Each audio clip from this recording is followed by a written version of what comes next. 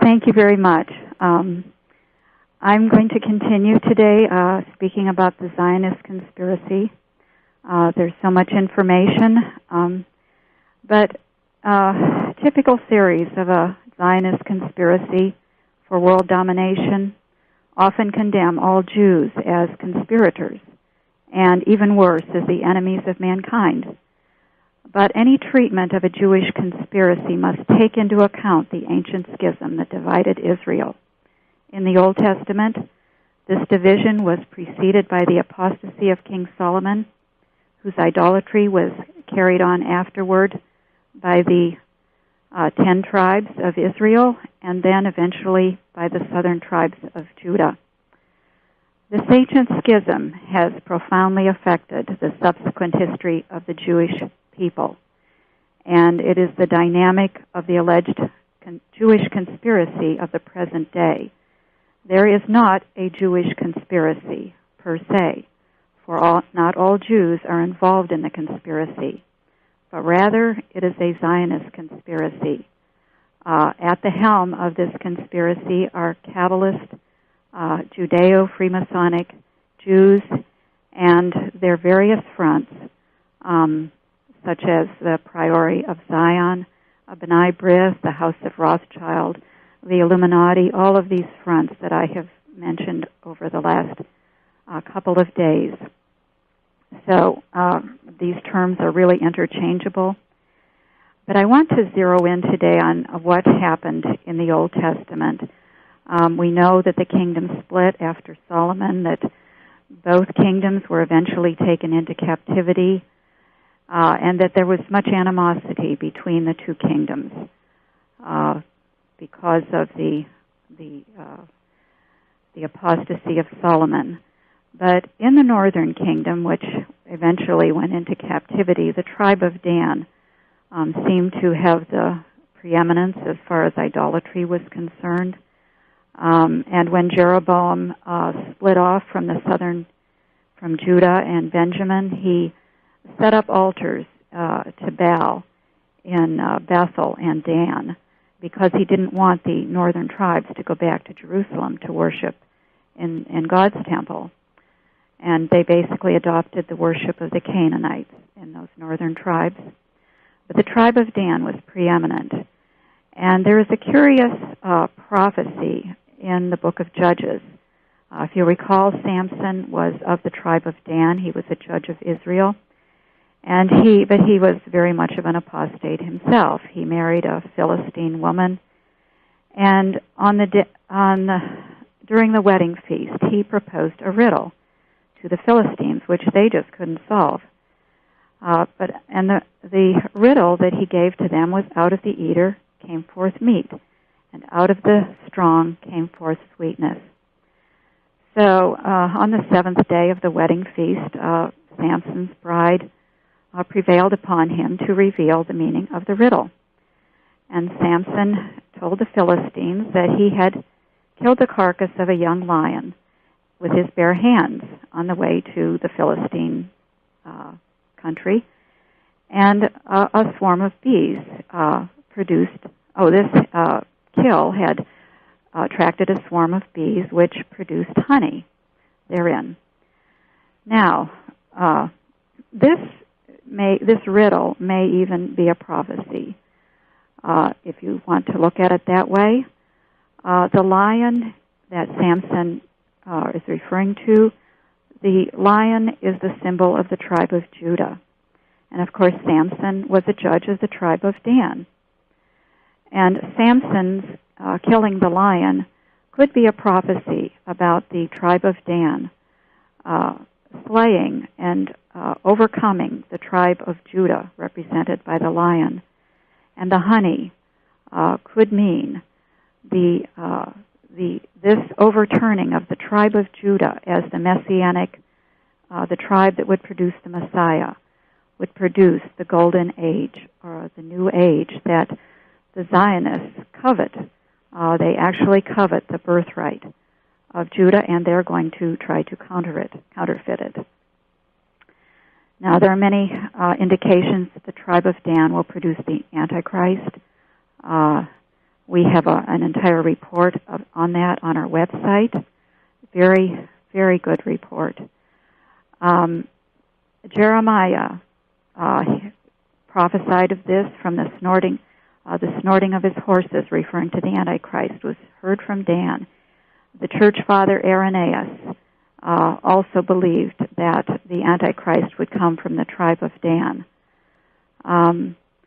And in the book of Revelation, the tribe of Dan is not found among the 144,000 who are sealed as the tribulation is getting underway. All indications that the tribe of Dan is in trouble with God. And if you remember Jacob's prophecy about his son Dan, he said, Dan shall judge his people as one of the tribes of Israel. Dan shall be a serpent by the way, an adder in the path that biteth the horse's heels, and as that the rider shall fall backward. And if you consider the book of Revelation, chapter 12, it speaks about the dragon who stood before the woman which was ready to be delivered. And of course, this woman, you can tell from the context of the verse that the woman refers to Israel. But the dragon is often referred to as the serpent. In this case, it's the devil, but it is also the symbol of the tribe of Dan. And the dragon stood before the woman which was ready to be delivered for to devour her child as soon as it was born. And she brought forth a man-child who was to rule all nations with a rod of iron. And her child was caught up to God and to his throne. And the woman fled into the wilderness, where she hath a place prepared of God, and that they should feed there 283 days, which is the last half of the tribulation period. God is protecting his remnant of Jews. Now, I'd like to speak about the differences between the Synagogue of Satan and the Remnant of Israel. So no one possibly construes that when I refer to a Zionist conspiracy that I'm referring to all Jews. In the book of Revelation, in his message to the church at Smyrna, the Lord Jesus Christ referred to a synagogue of Satan as them which say they are Jews and are not. In other words, there was a synagogue of Israelites that was not Jewish. And this synagogue is still in existence. It was in existence at the time of Christ. It is an occult power elite which have rejected Jesus Christ as the Messiah of Israel. The synagogue of Satan conspires to substitute another Messiah who is made in the image of their master, Satan, and to establish a world kingdom under Satan. They claim Jewish descent, but they do not fit God's definition of a Jew, either in the Old or the New Testament. They have contempt not only for Jesus Christ, his church, and the Gentile masses, but for the Jewish remnant who are Torah observant and anti-Zionist. And yes, not all Jews are for the Zionist movement that is taking place right now. This remnant is awaiting the kingdom of Israel to be restored when the Messiah appears, and not before, when the Lord Jesus Christ reveals himself to his people, and at that time he gathers the remnant of Israel from all of the corners of the earth. Now, this synagogue of Satan, in contrast, conspires to eliminate all people, whether Jew or Gentile, who stand in the way of their world kingdom. And as I said yesterday and the day before, they have developed a mind-boggling number of fronts. They have created blinds and diversions to obscure the fact that they are Kabbalist Jews with an antichrist agenda. By means of false identities, they have infiltrated the Gentile institutions where they act as undercover agents. There they form a fifth column, and they move those institutions in the direction of the Zionist agenda. They function as agents provocateurs. They provoke violence, they beget scandals, and they do all of this to give a bad name within Christendom to Jesus Christ and His church. We talked about the false conversions.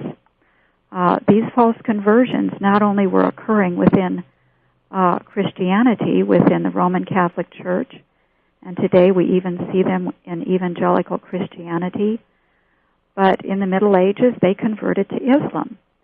And there they sought to discredit the Muslims, as we're seeing today with Islam. But I will get into that a little later in this discussion. They operate as crypto-Jews. They're secret. They don't reveal their Jewish identity, but they rise to power in government and religion. They did that in the Roman Catholic Church. They did it in the Reformation. They also start new religions or religious movements. And in the course of our research, we discovered that the Seventh-day Adventists and the Jehovah's Witnesses, which were started by Charles Taze Russell, who is a Jew, was a Jew.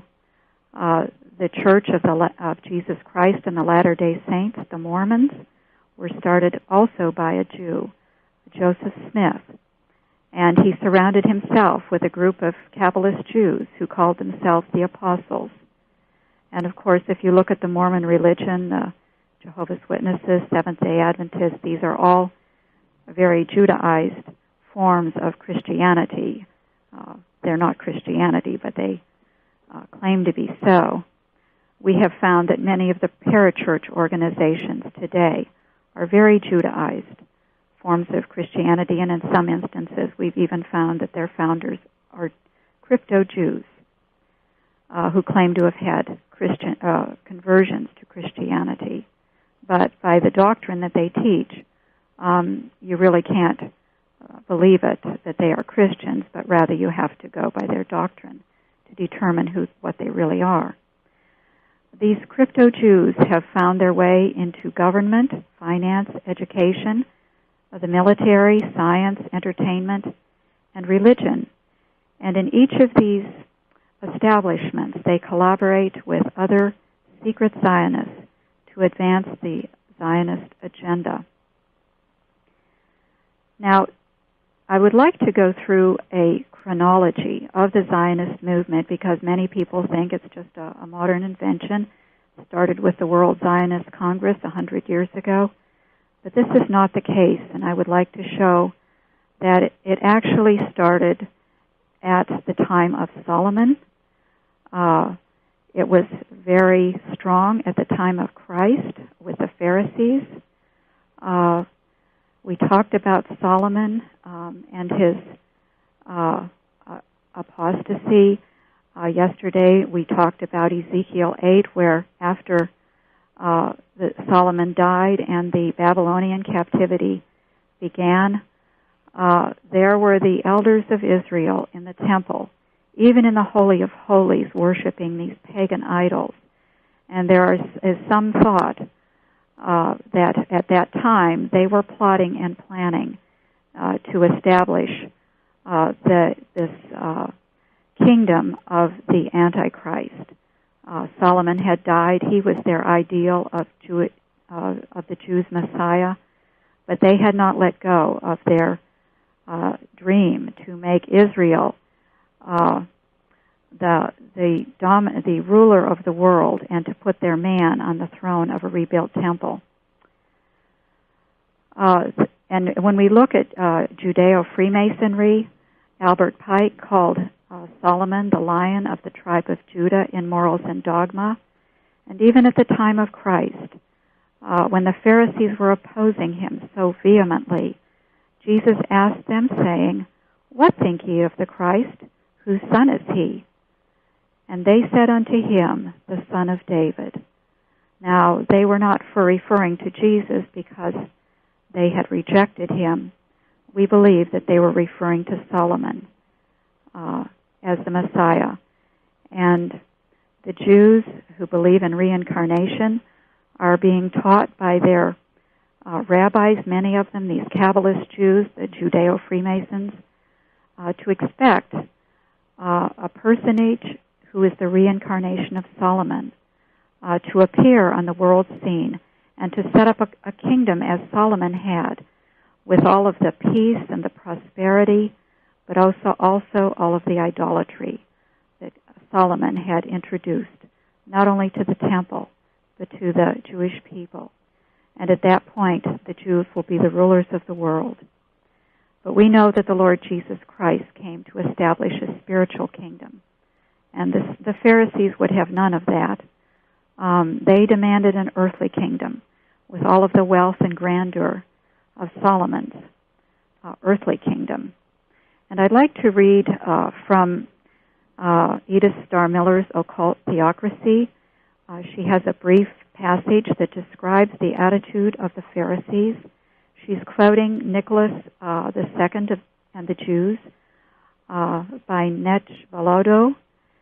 And here is what this Nechvolodo says about the Pharisees. However saturated with the pantheistic Chaldeism they might have been, the Pharisees preserved their ethnic pride intact. This religion of man divinized, which they had absorbed in Babylon, they conceived solely as applying to the prophet of the Jew, the superior and predestined being, the promises of universal dominion, which the Orthodox Jew found in the law. The Pharisees did not interpret in the sense of the reign of the God of Moses over the nations, but in that of a material domination to be imposed upon the universe by the Jews. Their awaited Messiah was no longer the Redeemer of original sin, a spiritual victor who would lead the world. It was a temporal king, bloody with battle, who would make Israel master of the world and drag all peoples under the wheels of his chariot. The Pharisees did not ask this enslavement of the nations of a mystical Jehovah, which they continued worshiping in public only as a concession to popular opinion, for they expected its eventual consummation to be achieved by the secular patience of Israel and by the use of human means. So you see, the Pharisees were not looking to God. They were looking to themselves and to the Jewish state to establish their own messianic kingdom. They had dispensed with the God of Israel, and they were in secret Luciferians. Now, when the disciples, even the disciples, were hoping that Jesus was going to restore the kingdom of Israel, the kingdom of Solomon, at that time, but instead, Jesus prophesied the destruction of Israel. And Jesus went out and departed from the temple, and his disciples came to him for to show him the buildings of the temple of Solomon. And Jesus said unto them, See ye not all these things?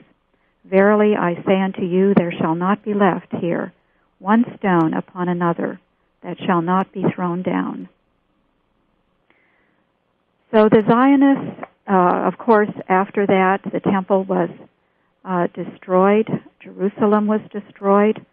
The Jews were led captive to Rome. And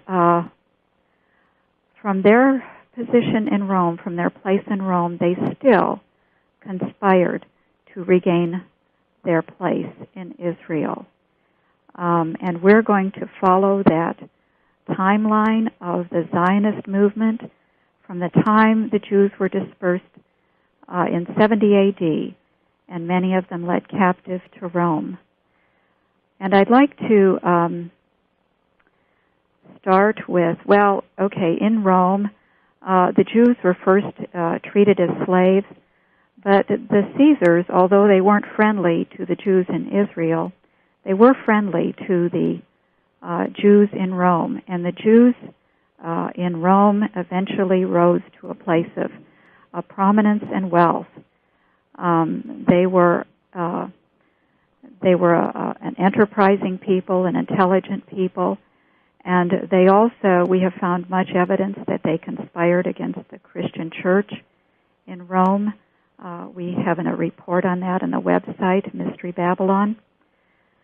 But I want to skip now from 70 A.D. To 360 A.D.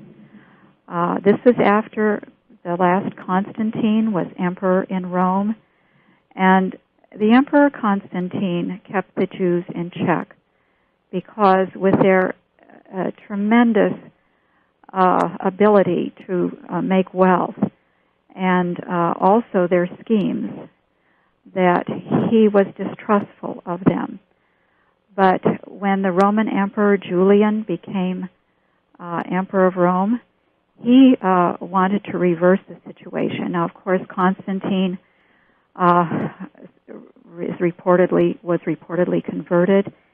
He made the Roman Empire, he made it a Christian empire. All were required to be baptized, which can hardly be called a Christian empire. But he embraced the Christian faith. But when the Emperor Julian, the apostate, took the throne, he set about to reverse that. And he even befriended the Jews who wanted to return to Israel and rebuild their temple. And I'd like to read an excerpt from The Plot Against the Church. This is by Maurice Pinet, and which was really, I think, a pseudonym for a team of Catholic priests. But he gives a marvelous chronology in his book of what happened in the Catholic Church. And I quote, "The policy of Julian had three principal aims.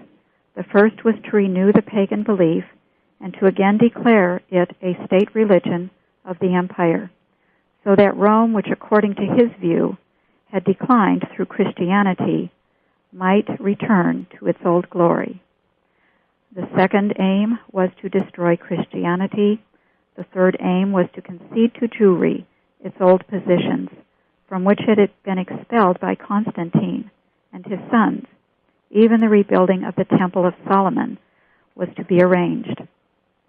And it goes on to say how Julian the apostate befriended the leader of Jewry in the empire, and he even made the preparations to rebuild the Temple of Solomon in Israel.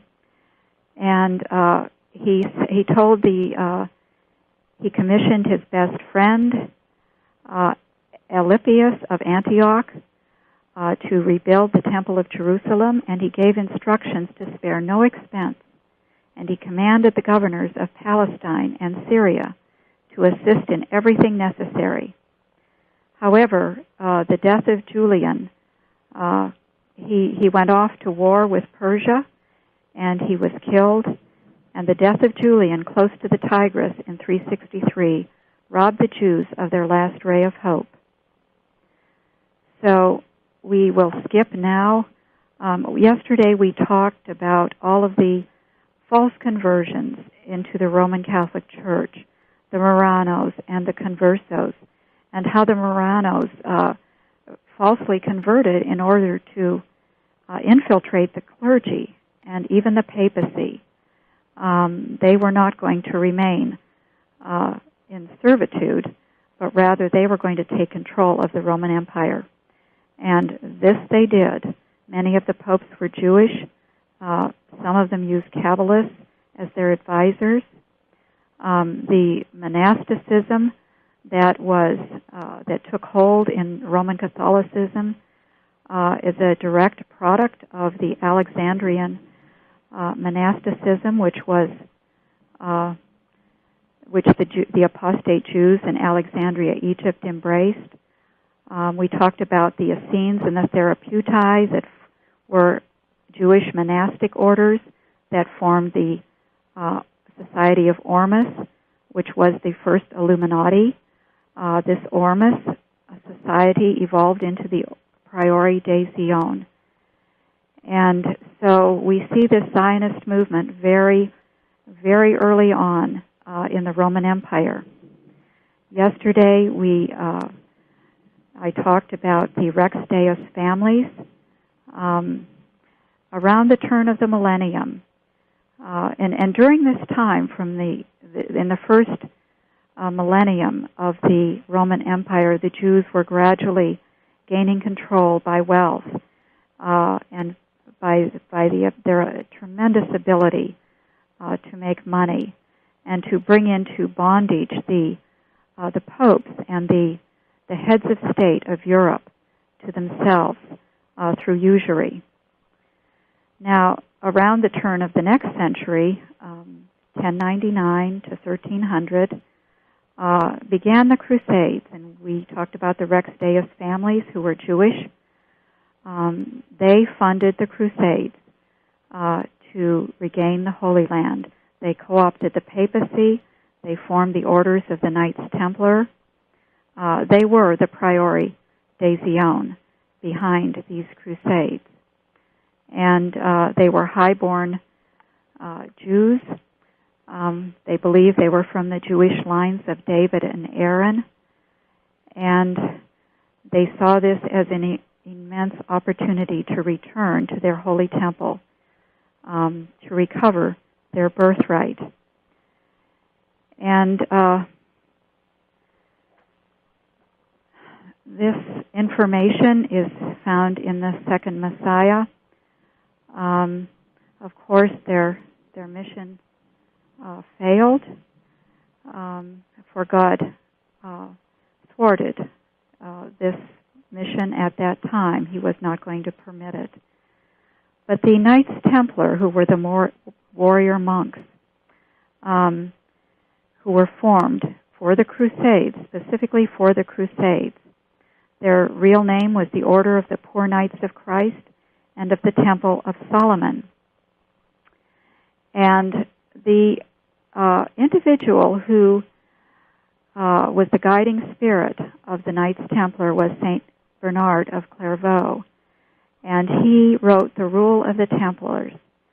Now, Bernard of Clairvaux was a Merovingian. His last name, Clairvaux, is the French for clairvoyance.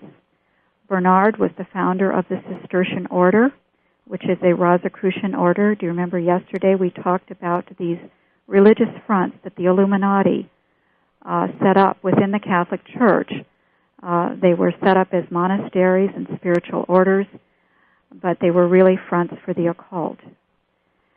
And Bernard's Rule of the Templars established spiritual principles for these warrior monks to justify and promote killing of these infidels, these Muslims, in Christ's name. Now, I want to read from the Encyclopedia of Chivalry exactly what this Rule of the Templars was all about. The Knights Templar were the manifestation of a new chivalry which united the seemingly incompatible roles of monk and warrior. These and other orders flourishing during the 12th to 14th centuries as protectors of the Holy Land were the first standing troops to be properly trained and commanded in Western Europe since the fall of the Roman Empire. The Templars vowed to lead obedient, simple lifestyles in accord with the rule of Saint Benedict. They donned the distinctive white vestments of Bernard's Cistercian Brotherhood, adding a red cross at the center of the chest. According to Bernard, God had elected such men to himself, carefully choosing and appointing them to fight in his name. These warrior monks were to wage the double fight against evil, spiritually and physically. Now, where have we heard that before? Killing barbarians was not only permitted, justified as malicide rather than homicide, but actually encouraged by the promise of an instant place in heaven. This ideology helped recruit thousands of knights into the order, inspiring acts of courage and heroism, since death in battle meant martyrdom. So now we see what is driving this Middle East crusade today, this fight against evildoers, and the idea of giving one's life, suicide really, to gain a place in heaven. All false promises, of course. Well, the Knights Templars, there were a number of Crusades. In 1118, 9 Knights Templars in the Crusaders in the East, among whom were Godefroy de Saint-Omer and Hugues de Payens, consecrated themselves to religion and took an oath between the hands of the Patriarch of Constantinople, a see always secretly or openly hostile to that of Rome from the time of Photius. Now, the avowed objective of the Templars was to protect the Christians who came to visit the holy places, but their secret object was the rebuilding of the Temple of Solomon. This rebuilding, formally predicted by the Judaizing mystics of the earlier ages, had become the secret dream also of the patriarchs of the Orient. So we see that they're bringing the patriarchs of the Orient into their scheme of things, if they were not already involved, and we believe that they were. This, of course, was the Byzantine Empire that had split off from Rome, the Roman Empire, over the issue of the papacy. The Temple of Solomon rebuilt, and I'm reading from the Johannite legend of the Templars. The Temple of Solomon, rebuilt and consecrated to the Catholic worship, would become, in effect, the metropolis of the universe. The East would prevail over the West, and the patriarchs of Constantinople would possess themselves of the papal power. And we have found evidence that the Knights Templars were colluding with the patriarchs of the East, and certainly there was enough mysticism in that church, and still is today, to build a natural alliance between the Templars and the East.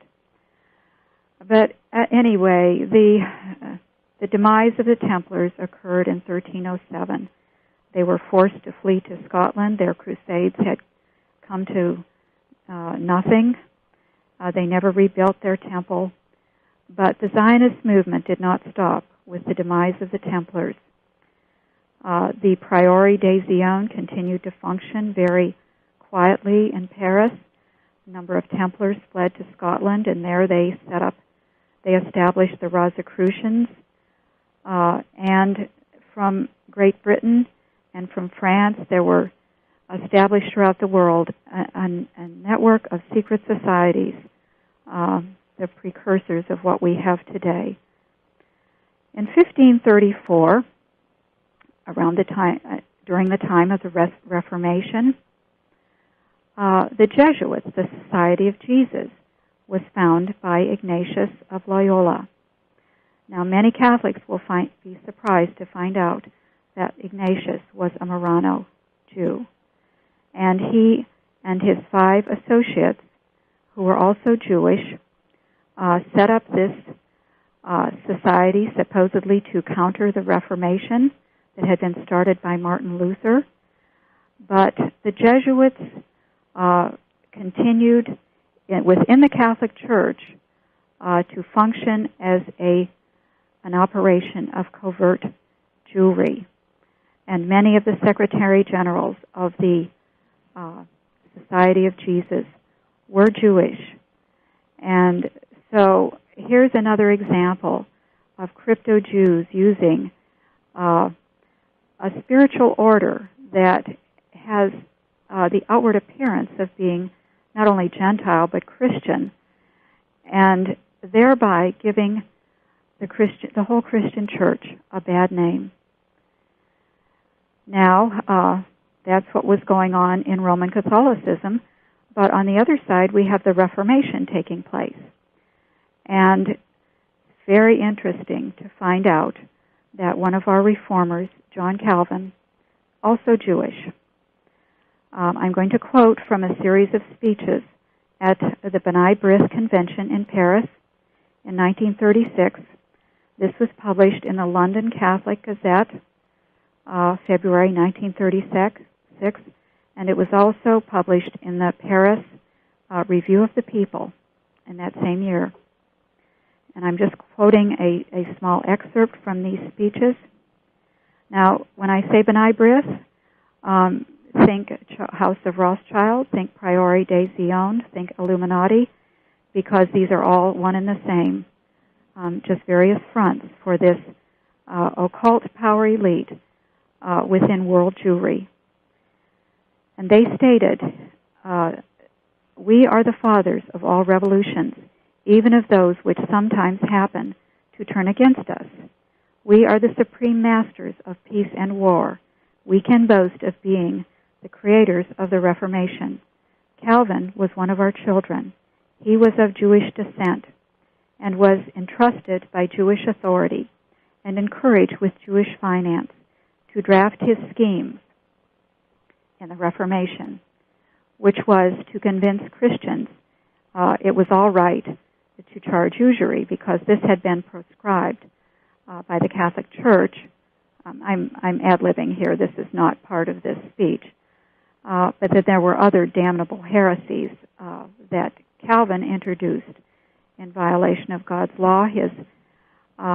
Calvin's original name was Cohen. This was brought out in this in these speeches at B'nai B'rith conference.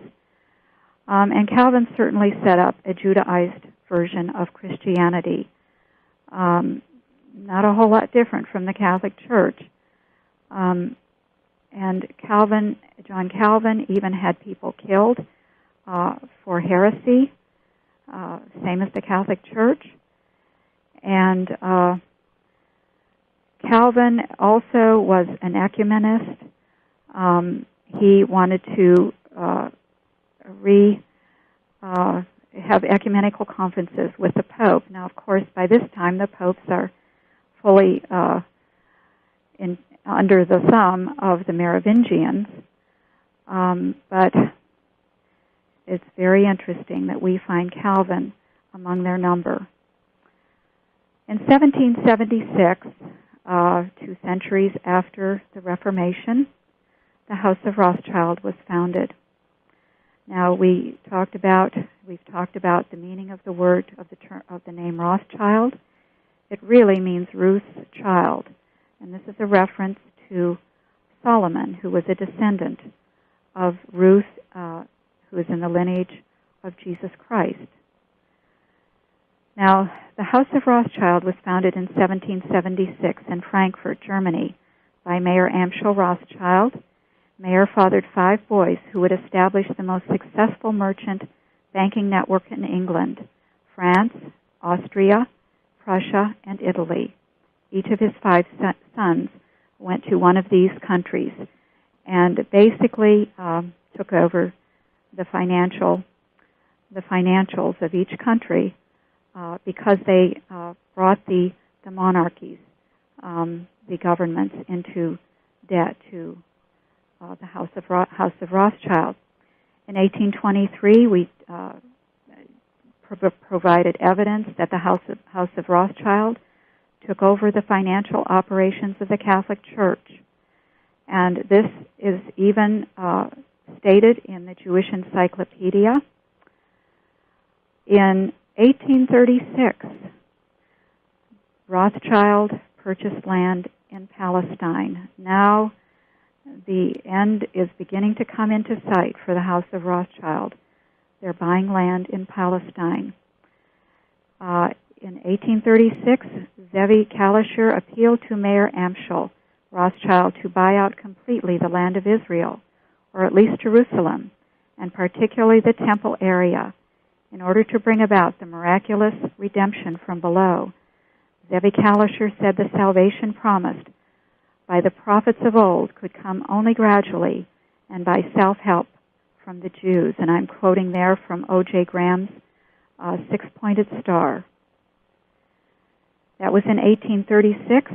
Now we come to a very interesting and not very well-known year in history, 1837. There is a profile of Adolf Hitler in the file of the Office of Strategic Services. This was the precursor of our CIA. This profile of Adolf Hitler discovered that Baron Salomon Mayer Rothschild of Vienna fathered the grandfather of Adolf Hitler, which would make Adolf Hitler partially Jewish. There is also evidence on our website that Hitler is related to Pierre Plantard de St. Clair through his wife, Anna Maria Hissler, which would make Hitler a relative of Pierre Plantard's son, Thomas, who is next in line, who is really the only living descendant who is qualified to sit on the throne of Israel. But I want to read a little bit from this OSS, the Office of Strategic Services profile, about Alois Hitler. His name was Heidler at that point. Of course, after Hitler, all of the Hitlers went about changing their names, and even before then, there was some of this. But I just will read a portion of this. There are some people who seriously doubt that Johann Georg Heidler was the father of Alois. Tyson and Kohler, for example, claim that Chancellor Dollfuss had ordered Austrian police to conduct a thorough investigation into the Hitler family. As a result of this investigation, a secret document was prepared, which proves that Maria Anna Schlickelgruber, who was Hitler's grandmother, was living in Vienna at the time she conceived. At that time, she was employed as a servant in the home of Baron Rothschild. As soon as the family divorced, she was sent back to her home in Spital, where Alois was born. If it is true that one of the Rothschilds is the real father of Hitler, Alois Hitler, it would make Adolf a quarter Jew. According to these sources, Adolf Hitler knew of the existence of this document and the incriminating evidence it contained. In order to obtain it, he precipitated events in Austria and initiated the assassination of Dollfuss. According to this story, he failed to obtain the document at that time, since Dollfuss had secreted it and had told his associate of its whereabouts, so that in the event of his death, the independence of Austria would remain assured. Several stories of this general character are in circulation, and that is on file in the Office of Strategic Services. It's not a rumor. It's on the Internet in a number of places, and it's documented on our website. Okay, that was in 1837 that the grandfather of Adolf Hitler was conceived. In 1843, the B'nai B'rith was founded, and remember, the B'nai B'rith stands for the Sons of the Covenant. The B'nai B'rith laid the groundwork for the establishment of a Jewish homeland, and I just want to read a little bit about B'nai B'rith. One of the most powerful Jewish societies in the world is the Independent Order of B'nai B'rith. In Hebrew, this literally means Sons of the Covenant, being that of the circumcision. Founded in New York in 1843, the order was not established in England until 1910, but since then it has succeeded in gaining control over all Jewish organizations. Among its members today are Chaim Weizmann, the Zionist leader, Dr. J.R. Hertz, the Chief Rabbi of England, Mrs. Neville Lasky, the President of the Jewish Board of Deputies, and they give some more people.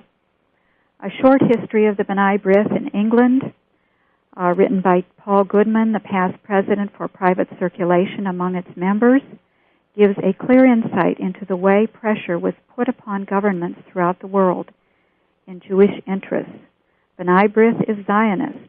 It laid the foundation of the Jewish home, and in the United States, it is the power behind the president. Now, remember yesterday I mentioned that the top 13 Illuminati bloodlines stated that B'nai B'rith was a spin-off of the Order of Zion, and that it was used as a Rothschild intelligence cover. It's an intelligence organization. And Albert Pike, skipping to 1874. I mentioned yesterday that Albert Pike, who was the head of Freemasonry in the United States, signed a secret treaty with B'nai B'rith. And in this secret treaty, he merged Gentile Masonry under the auspices of B'nai B'rith, or Jewish Freemasonry. But this was without the knowledge of the Gentile Freemasons, and to this day they don't know.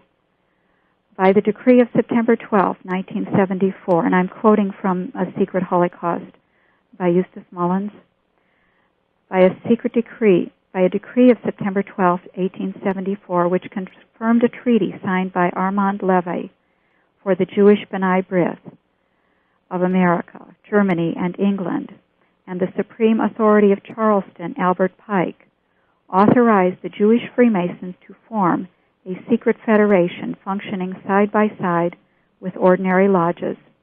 This secret society was to bear the title of Sovereign Patriarchal Council, and its universal center was to be at Hamburg, Valentinskamp Strasse. In the subscriptions alone, it collected 1,400,000 francs a year, which were used for general Jewish propaganda. Under the terms of this document, Jewish Masonry, unlike Gentile Masonry, was not to be graded. Its members were exempt from belonging to any other official rite, and the secret of its existence was to be most secretly kept by those members of High Masonry who had been informed by the Supreme Dogmatic Directory of its existence. That was in 1874. I went a little bit ahead of myself. I should go back to 1865. Before this treaty was signed, the Palestine Exploration Fund was established. In 1865, and I'm quoting now from the Executive Intelligence Review, 1865, under the patronage of Queen Victoria, all of the elite institutions of Britain, including the Anglican Church, the Grand Lodge of England, Oxford and Cambridge universities, gathered to fund a new institution, the Palestine Exploration Fund, dedicated to the rediscovery of the Holy Land. PEF's first secretary-treasurer was Freemason Walter Besant. Of course, Walter Besant was a brother-in-law of Annie Besant, the leader of the Theosophical Society. And he stated, the work before the committee of the fund as regards Jerusalem was briefly, we propose nothing less than the absolute identification of every sacred site. Special attention should be given to the Temple Mount and the issue of the Temple of Solomon.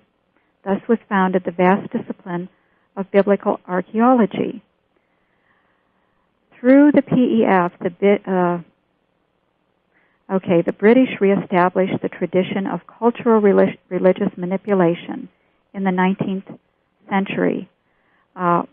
Walter Besant's PEF secretary from 1868 to 1886 was Sir Charles Warren, and he became the first Grand Master of the Quater Coronati Lodge.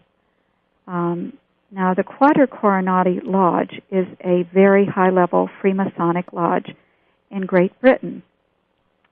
And lo and behold, as we read the rest of this excerpt, we find out that, I'll just read it and you can see.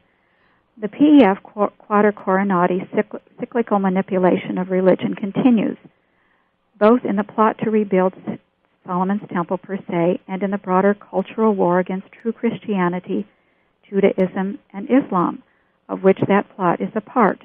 Take, for instance, the widely publicized Holy Blood, Holy Grail series, written by Michael Bajent, Richard Lay, and Henry Lincoln. The inspiration for such trash is hardly divine. The lead author, Michael Bajent, is a corresponding member of the Quater Coronati Lodge. And Brother Well, I'll end there.